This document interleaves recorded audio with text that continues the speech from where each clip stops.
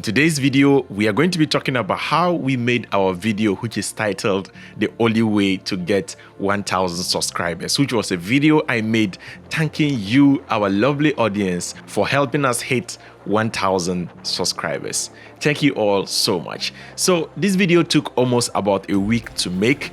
The second part of the video was the most challenging aspects to shoot, which is the waterfall sessions. Now, this waterfalls is actually called the Paria Waterfalls, and from where I reside, it took almost 8 hours of travel to get to that particular waterfalls, just to get those particular shots that you saw in the video. So the background to the story is that prior to all of this, we already knew exactly how the video would go because we had already spent the time to storyboard this video from beginning to end. And so I had to put a lot of pressure on my camera guy because I'm a cinematographer, so it's kind of difficult a little bit working with me, especially he's just still coming up because I know exactly what I want. And so for most of the scenes, I had to get a standing actor, someone who would behave like me or how I want the movement to go, like use the camera to mimic the motion that I want and let him follow my footsteps and rehearse until he's able to pull off exactly the kind of shot that I want.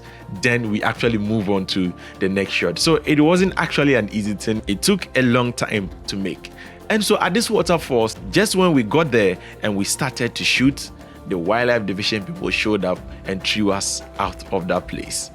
Now, I'll go into this story some other time. I'm currently documenting the animal life and tourism potential of the place. And so because of confidentiality, I'll not be able to touch on a lot of things for now. But subsequently, I'll make another video on that in the near future, detailing exactly what happened and why we had to leave the waterfalls without capturing any further footage. So after we had all this footage and the other scenes that had to do with me sitting by the riverside, we now went to the editing bench. And as you can see, on my screen right now, this is how the whole editing looked like, or this is the final edits as you can see on the screen. A lot of efforts actually went into the sound design. For me, sometimes sound design is that part where without it, the film should sound or should look very empty. But if it's also done well, people should not notice the hard work. As you can see, if I press the Attila key here, just look at the number of audio layers that I actually have here. That tells you a lot of efforts that I've put into just the sound design. So quickly, let me show you this first part. As you can see, all these particular aspects are empty, showing that I actually went ahead to delete all the waterfall sounds. So in actual sense, I deleted the original waterfall sounds that I recorded. And for me, naturally, that's my style because I didn't have a powerful microphone attached to my camera which could record the original waterfall sound. So when I came back, I had to delete all the sounds that we recorded over there because the noise was just too much. Then I now went ahead to download other waterfall sounds or other videos of waterfalls which sounded a little bit sober, and now place those sounds over this particular waterfalls so that it actually sounds a little bit much more better or interesting. For example, as you can see, this is it. This is the waterfalls layer, and when I solo this, let me play this and you can only hear just the waterfalls.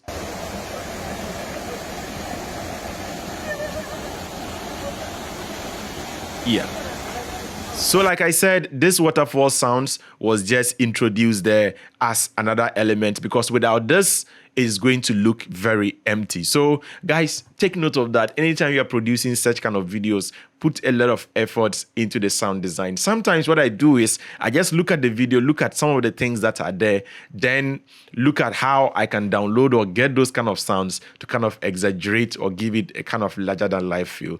For example, I was editing a video where I saw a bird flying in the background, but in a normal circumstance, if you use just an ordinary mic to record such sound, you will not be able to get the sound of the bird flying in the background. But I actually introduced the sound of a bird taking off, and that actually went a very long way in making the video look very, very professional and much more very intentional with most of the things that was going on there. So aside from this, I also went ahead because it's also like in the jungle. The next layer, audio layer I have here, let me solo this so that you can hear, is just bird sounds or just wilderness sound. Let me play this and you actually listen to how it sounds.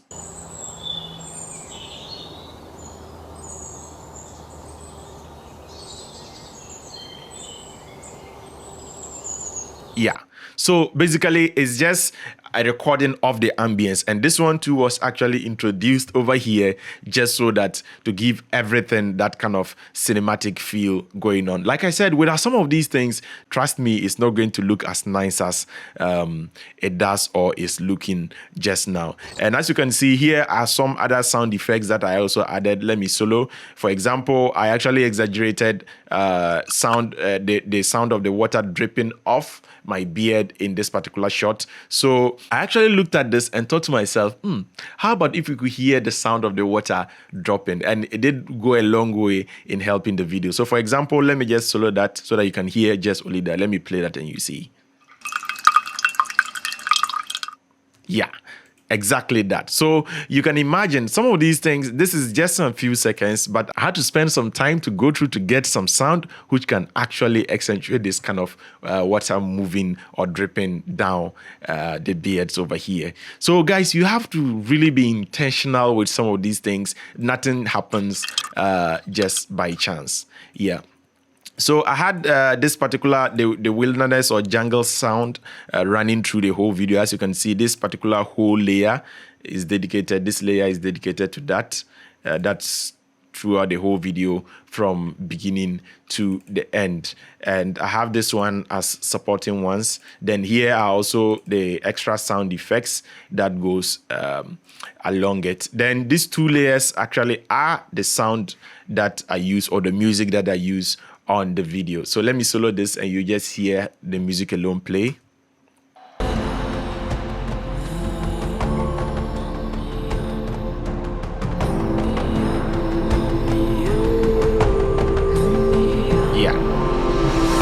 Yeah, so basically that is it. This layer is actually for the music. And the next layer over here, let me solo, is the voiceover. That's the voiceover recording. I love to engulf myself in the waters just for the perfect shot. So like I said, because a lot of planning already went into this video, I already knew what I was going to say. So for example, let me just minimize this. This is even still the script on my desktop.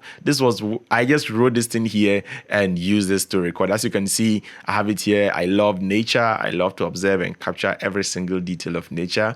I love to engulf myself in the waters just for the perfect shot. Just like the water, I love my creativity to flow freely. So I started a YouTube channel to share my filming techniques with you all. And finally, we have hit 1,000 subscribers. Thank you for 1,000 subscribers. So basically, this is just it. Most of the times I use this kind of mood boards to just put down, or sticky notes to just put down my random ideas. So this was just random idea of something sounding very poetic at the same time, very emotional. I had this idea, and so I just decided to write it. And this was where I actually read it off and just recorded the voiceover. I basically recorded the voiceover right here using this particular same microphone I'm using to record this video.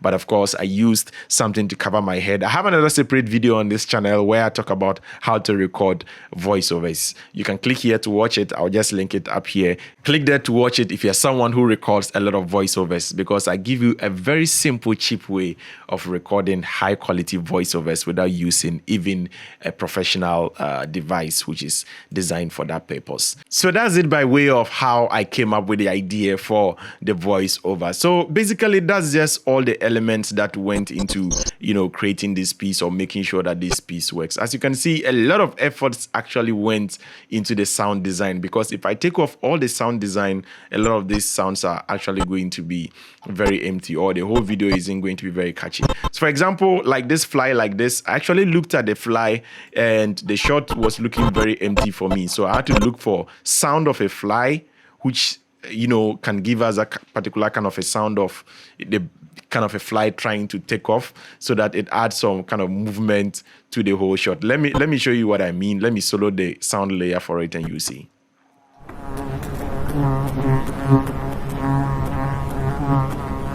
Yeah, so that's basically a sound of a fly. So like I said, a lot of these things, might be very subtle. You might not notice them, or probably you might hear them and you would think they are just random. But you know, they are really well thought out. And these are just normal kind of unique transition ideas that I came up with, you know, to just have them on this video. Basically, how I achieve this is just using, you know, just the camera shot like this, the camera, the front of the lens, and I just kept a circle on this particular video and cut it back to normal video here, so that you just see me, you know, walking towards the waterfalls, and me here.